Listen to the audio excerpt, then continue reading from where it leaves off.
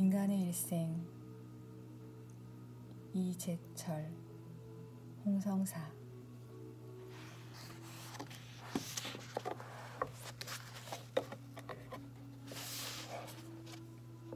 의인의 열매는 생명나무라 지혜로운 자는 사람을 얻느니라. 잠언 11장 30절. 갈릴리 해변에 다니시다가 두 형제 곧 베드로라 하는 시몬과 그 형제 안드레가 바다에 금을 던지는 것을 보시니 저희는 어부라. 말씀하시되 나를 따라오너라. 내가 너희로 사람을 낚는 어부가 되게 하리라 하시니 저희가 곧 그물을 버려두고 예수를 좇으니라. 마태복음 4장 18절에서 20절. 사람을 얻는 것보다 더 큰 지혜는 없다. 이 다음 우리가 하나님 앞에 설 때 하나님께서는 우리에게 물질이 아니라 사람을 얼마나 얻었는지를 물으실 것이다. 바로 그 목적을 위해 주님께서 우리를 부르셨기 때문이다. 그러므로 어리석은 자는 물질을 위해 사람을 버리는 자요, 지혜로운 자는 사람을 얻는 도구로 물질을 선용하는 자다. 그대는 앞으로 평생토록 그대 수중에 들어있는 물질 가운데엔 타인의 몫이 있음을 잊어서는 안 된다. 많은 사람들이 청지기 의식을 말하지만 실제로 청지기 의식을 실천하며 사는 자는 드물다. 자신의 물질 중엔 하나님께 바쳐야 할 헌금 외에 타인의 몫도 있음을 인정하려 하지 않기 때문이다. 만약 자신의 물질 속에 포함된 타인의 몫을 인정하지 않으면 타인과의 공생은 고사하고 친형제끼리도 부모의 유산 앞에서 원수가 될 수밖에 없다. 부모의 유산을 놓고 더불어 살아야 할 형제끼리 송사를 벌이는 것은 결코 남의 이야기가 아니다. 그것은 공생은 물질의 문제요, 그대의 물질 속엔 타인의 몫이 포함되어 있음을 그대의 삶으로 수용하고 실천하려 하지 않을 경우 바로 그대 자신의 치부가 될 것이다. 물질과 관련하여 신학생과 목회자에게 특별히 하고 싶은 말이 있다. 한국 교회 교인들이 목회자를 섬기는 정성은 세계적으로도 유례가 없을 뿐만 아니라 눈물겨울 정도다. 예를 들면 목회자와 관련된 경비를 대부분 교인들이 지불한다. 특별한 경우가 아니거든 차비든 식사비든 을의 교인 부담이다. 따라서 신학교에 입학하여 전도사로 호칭되는 순간부터 대접받기 시작한 목회자는 얼마 지나지 않아 교인들의 대접을 당연시하게 된다. 교회로부터 봉급 외에 주택비와 차량 유지비 등 각종 명목의 수당을 지급받으면서도 막상 교인들과의 만남에는 자기 돈을 쓸 필요도 없고 쓸 생각조차 않게 되는 것이다. 그 결과 교인의 헌금으로 교인들을 섬기기 위해 존재하는 목회자가 교인보다 더 많은 예금을 지니기도 하는 기막힌 기현상이 이 땅에서 벌어지고 있다. 눈을 감고 정직하게 자문해보자. 교인을 위해 자기 봉급을 털어본 적이 없는 목회자가 과연 교인을 진정으로 사랑하며 더불어 공생할 수 있겠는가? 그를 통해, 그의 설교를 통해 가서 너희도 이와 같이 하라 명령하신 주님께서 역사하시겠는가?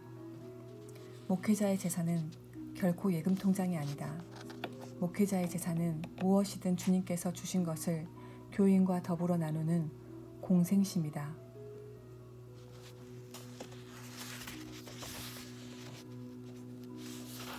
홀로 선다는 것은 사람마다 공생의 필요성을 역설함에도 실생활 속에서 공생이 이루어지지 않는 두 번째 이유는 공생의 대전제가 홀로 서는 삶, 즉 자립임을 모르기 때문이라고 했다.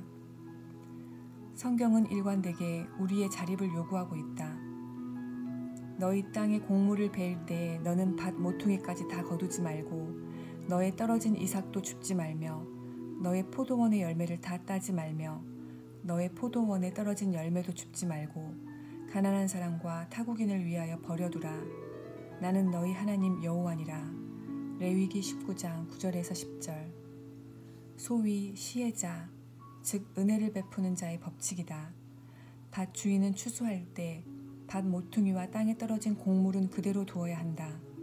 포도원일 경우에도 열매의 일부와 떨어진 것을 거두면 안 된다. 그것은 하나님께서 불쌍한 자를 위해 남겨두신 것이다. 그렇다면 이런 질문이 제기된다. 밥 모퉁이와 바닥에 떨어진 곡물이 전체 수확량의 몇 %인지를 정확하게 계산한 뒤 전체를 다 거두어 창고에 쌓아두었다가 가난한 사람들이 올 때마다 창고에서 꺼내어 주는 것이 훨씬 위생적이면서도 인간적이지 않겠는가? 왜 하나님께서는 굳이 가난한 자의 몫을 그냥 밭에 내버려 두라고 하시는가? 만약 주인이 자기 창고에 거두어 드릴 경우 그는 가난한 자들에게 마치 자기 것을 인심 쓰듯 나누어 줄 것이요 더욱이 자기 마음에 드는 사람에게만 주려 할 것이 뻔하다. 그것은 하나님의 뜻이 아니다. 하나님께서는 농장 주인의 호불호에 상관없이 필요한 사람이라면 누구든지 와서 먹을 수 있도록 가난한 자의 몫을 밭에 그냥 내버려 두라는 시혜자의 법칙을 내리셨다. 동시에 수혜자, 즉 은혜를 받는 자에게도 수혜자로서 지켜야 할 법칙을 주셨다. 내 이웃의 포도원에 들어갈 때에 마음대로 그 포도를 배불리 먹어도 가하니라. 그러나 그릇에 담지 말 것이요 내 이웃의 곡식밭에 들어갈 때에 내가 손으로 이삭을 따도 가하니라. 그러나 내 이웃의 곡식밭에 낫을 대지 말지니라. 신명기 23장 24절에서 25절. 수혜자는 언제라도 포도원이나 곡식밭에 들어가 배불리 먹을 수는 있지만 그러나 그릇에 담거나 낫으로 잘라올 수는 없었다. 하나님께서는 왜 수혜자가 한 번에 며칠 혹은 몇 주일분을 가져오게 하시지 않는가?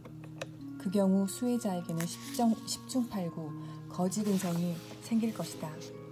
살다 보면 자기 힘으로 헤쳐나갈 수 없을 만큼 경제적으로 궁핍한 상황을 맞을 수 있다. 그런 경우를 대비해 하나님께서는 타인의 도움으로 그 난관을 극복할 수 있도록 배려해 주셨다. 그러나 그것은 어디까지나 자립을 위한 배려이지 일평생 거지로 빌어먹으라 하심이 아니었다. 수혜자들이 이것을 착각하지 않도록 시혜자의 법칙 외에 수혜자의 법칙을 따로 주신 것이다. 이집트에서 해방된 이스라엘 백성들이 40년간의 광야 생활 끝에 요단강을 건너 마침내 가나안 땅으로 들어갔을 때다. 이스라엘 자손들이 길갈에 진쳤고 그달 40일 저녁에는 여리고 평지에서 유월절을 지켰고 유월절 이튿날에 그 땅 소산을 먹되 그날에 무교병과 볶은 곡식을 먹었더니 그 땅 소산을 먹은 다음 날에 만나가 그쳤으니 이스라엘 사람들이 다시는 만나를 얻지 못하였고 그 해에 가나안 땅의 열매를 먹었더라. 여호수아 5장 10절에서 12절. 이스라엘 백성들이 광야를 거치는 40년 동안 그들은 하나님께서 하늘에서 내려주시는 만나와 메추라기를 먹으며 살았다. 아무 수고도 없이 가만히 앉아 먹고 살 수 있다는 것은 얼마나 편해 보이는가.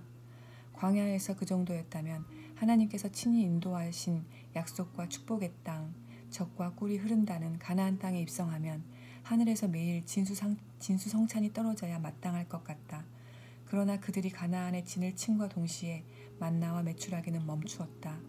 그 해엔 이미 가나안 땅에 거두어져 있던 곡식으로 끼니를 때웠지만 그 다음 해부터는 그들이 직접 땀 흘리고 수고하면서 곡식을 거두어야만 했다. 약속의 땅은 일하지 않고 먹는 거지의 땅이 아니었다. 스스로 먹을 것을 위해 일하지 않으면 안 되는 자립의 땅이었다. 이스라엘 백성이 가나안에 입성하여 처음으로 진을 친 곳은 길갈이었다. 길갈이란 굴러가다는 뜻으로 이스라엘 백성들이 가나안에 입성, 이집트에서 노예 생활을 하던 수치가 종식되었다는 의미였다. 그러나 그들이 단지 지리적으로 길갈에 거했기 때문이 아니라 스스로 자립하는 자가 되므로 노예의 수치에서 비로소 벗어났음은 두말할 나위가 없다. 이처럼 자립은 하나님의 일관된 요구사항이다. 대체 그 이유가 무엇일까? 왜 자립이 공생의 대전제일까? 왜 하나님께서는 우리에게 홀로 설 것을 요구하시는가? 그 이유는 너무나도 간단하다. 자립하지 않으면 공생은커녕 누구에겐가 기생할 수밖에 없고 기생은 공생의 가장 큰 장애물이다. 크리스천이 한 인간으로 자립한다는 것은 무엇을 의미하는가?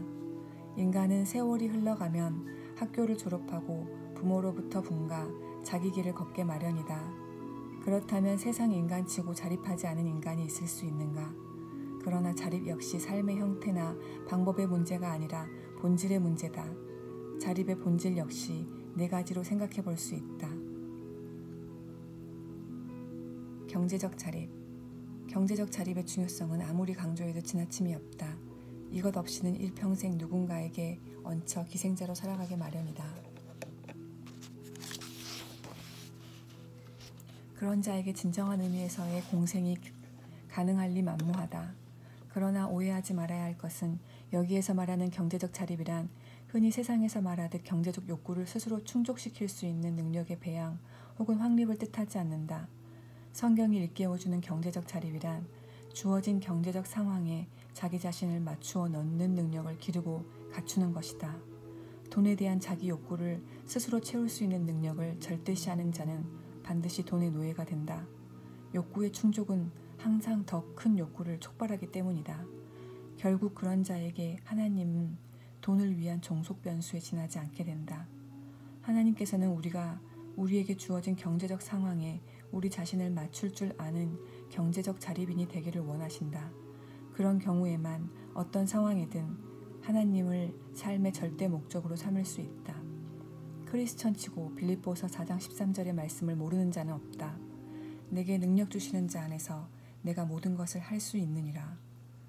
크리스천들이 사도 바울에 의해 기록된 이 구절을 좋아하는 까닭은 소위 구미에 맞기 때문이다. 주님 안에서 무엇이든 다 할 수 있다는 것보다 더 매력적인 말씀이 어디에 있겠는가? 그래서 입시생의 공부방에도 사업가의 사무실에도 이 구절을 심심찮게 만날 수 있다.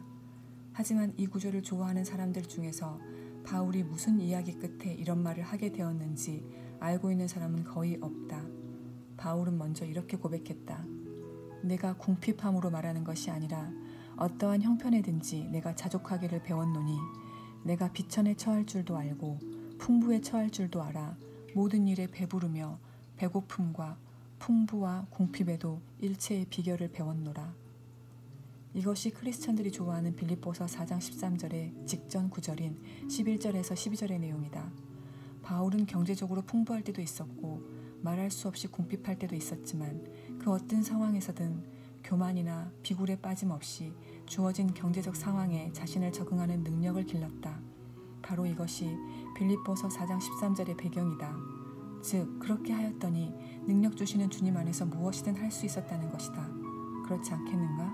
사람이 물질에 매이면 자신의 능력으로 축적한 물질로 무엇이든 할 수 있을 것 같지만 실은 물질 때문에 중요한 것은 아무것도 하지 못한다. 그 반면 어떤 경제적 상황이든 스스로 적응할 수 있는 자는 물질로부터 자유하기에 그는 주님의 능력 안에서 무엇이든 할 수 있다. 사도 바울이 그에게 능력 주시는 주님 안에서 모든 것을 할 수 있었던 것은 그가 진정한 경제적 자립인이었기 때문이다. 주님의 교회 개척 초기의 일이다. 하루는 오후 3시경 당시 20대 말이었던 한 청년이 땀을 뻘뻘 흘리며 나를 찾아왔다.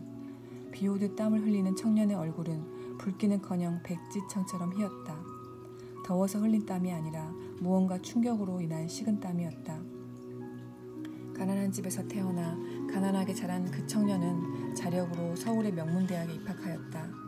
대학생활 시작과 함께 그의 대사회관의 일대 전환이 일어났다. 자신이 가난에 절어 살아온 것은 부모나 자기 잘못이 아니라 사회의 구조적 모순에 기인한다는 인식이었다. 그는 운동권의 일원으로 적극적인 투쟁에 나섰고 결과는 징역살이었다. 만기를 채우고 출소했지만 복학은 허락되지 않았다. 대학 중퇴에 운동권 출신의 전과자인 그를 받아주는 직장도 없었다. 천신만고 끝에 영세기업의 외판 사원직을 구했지만 봉급 없이 판매 수당만으로 살아야 하는 세일즈맨의 삶은 불안정하기만 했다. 그렇다고 청년의 삶이 마냥 우울하기만 했던 것은 아니다. 얼굴 예쁘고 마음씨 착한 교수와 백년가약을 맺게 되었다. 청년은 가진 것이라곤 빈손뿐인 자신의 아내가 되겠다는 교수가 너무나도 고마웠다. 교수를 위해 격식을 갖춘 결혼식을 거행키로 결심한 그는 신문 광고를 보고 고리대금을 빌렸다. 그 돈으로 결혼식도 올리고 제법 어울리는 신방도 꾸몄다. 문제는 그 다음이었다. 불안정한 외판 사업의 수입으론 원금은 고사하고 상상을 초월하는 고율의 이자를 낼 형편도 아니었다. 이자의 이자까지부터 얼마 지나지 않아 이자가 원금보다 더 많아졌다. 형편이 그 지경에 이르기까지 고리대금 업자와 연계된 폭력배로부터 얼마나 협박을 받았는지 모른다. 협박에 별 효과가 없자 폭력배는 청년에게 최후 통첩을 했다. 일정한 기한 내에 돈을 갚거나 부채에 상응하는 담보 혹은 보증인을 세우지 않으면 청년의 아내에게 위해를 가하겠다는 것이었다. 자신에 대한 협박은 얼마든지 견딜 수 있었지만 자기 목숨보다 귀한 갓 결혼한 아내를 해치겠다는 폭력배의 최후 통첩은 청년에겐 크나큰 충격이었다. 그는 고심 끝에 식은땀을 흘리며 나를 찾아온 것이었다. 당시 주님의 교회는 헌금의 50%를 선교 구제비로 지출하고 있었으므로 청년은 교회가 자신을 구제 대상에 포함시켜 자기 빚을 대신 갚아주기를 간청했다. 평생에 걸쳐 반드시 이자까지 교회에 되갚겠다는 약속과 함께였음은 물론이다. 얼마나 상황이 다급했으면 자신이 다니는 교회 목사를 생각, 식은땀을 비오듯 흘리며 그런 부탁을 했겠는가. 그러나 나는 청년의 간청과는 달리 다음과 같이 말했다. 만약 형제의 나이가 50대 말이거나 60대라면 형제의 딱한 사정을 재직회의 안건으로 올려보겠습니다. 그러나 형제는 20대의 청년입니다. 형제의 나이에 형제가 저지른 경제적 문제를 타인의 도움으로 손쉽게 해결하려 하면 일평생 경제적 의타심에서 벗어나지 못합니다. 형제의 나이엔 형제가 저지른 문제를 형제 스스로 해결해야만 합니다. 그래야 진정한 자립인으로 살아갈 수 있습니다. 지금 당장 아내에게 가서 고리 사체로 결혼식을 올리고 신방을 꾸민 사실을 고백하십시오. 지금 살고 있는 신방의 전세금과 돈이 될 만한 가재도구를 처분하여 부채의 일부를 갚으십시오. 그리고 나머지 부채는 노동을 해서라도 형제가 직접 반제하십시오. 부채를 다 갚기까지 잠잘 곳을 구하지 못하면 제 책임하에 교육관 일부를 합판으로 막아 방을 만들어 드리겠습니다. 거기서 주무십시오. 먹을 것이 없으면 제 집에서 하루 3끼 저와 함께 식사를 하십시오. 숙식에 관해서는 제가 책임지고 돕겠습니다. 단, 돈 문제만은 형제 스스로 해결하십시오. 형제의 미래를 사랑하는 제가 형제를 위해 목회자로서 해드릴 수 있는 일이 이것입니다. 청년은 부채를 대신 갚아달라는 자신의 간청에 스스로 해결하라고 응답한 나를 원망하거나 반박하지 않았다. 오히려 그 반대였다. 그는 그 길로 아내에게 가 모든 사실을 다 털어놓았다. 신방 전세금을 뽑아 부채의 일부를 갚은 뒤 아내와 함께 서울 근교 농가의 토방을 얻었다. 출입구 외엔 창문 하나 없는 토굴 같은 흙방을 새로운 보금자리로 삼았다. 부채로 시작한 분수에 넘친 신혼살림의 수준을 남의 도움으로 유지하려 한 것이 아니라 주어진 경제적 상황에 자신을 비로소 맞추어 넣은 것이다. 청년은 그 토방에서 서울을 오가며 자동차 정체 구간에서 뻥튀기나 오징어를 들고 파는 등 밤과 낮을 가리지 않고 몸이 으스러지게 일했다. 그리고 몇 년이 지나지 않아 부채를 깨끗이 정리하였다. 순전히 청년 자력으로 이룬 쾌거였다. 부채를 완전 청산하던 날 청년이 다시 나를 찾아왔다. 돈을 요구한 자신의 부탁을 내가 들어주었더라면 자긴 이미 의타적 인간으로 전락해버리고 말았을 텐데 돈 대신 자립정신을 심어준 것을 진심으로 감사했다. 그가 앞으로 살아가면서 또 다른 경제적 위기를 맞을지도 모른다. 하지만 나는 그가 자신에게 능력 주시는 주님 안에서 모든 것을 할 수 있을 것을 확신한다. 그는 주어진 경제적 여건에 스스로 적응할 줄 아는 진정한 경제적 자립인이기 때문이다.